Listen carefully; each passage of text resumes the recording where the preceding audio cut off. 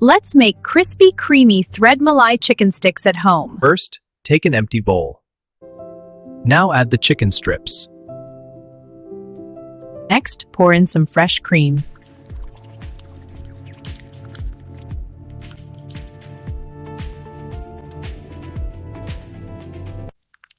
Add thick yogurt.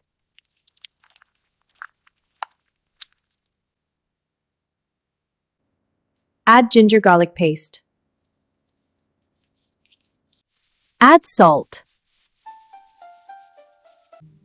Add white pepper, black pepper, and garam masala. Mix everything well.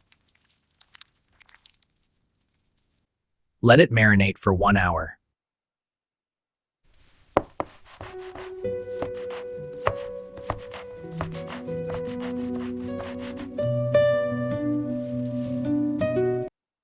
Insert a wooden skewer through the chicken strip. Dip the chicken into the egg mixture. Now coat it with the samosa strips. Fry until golden and crispy.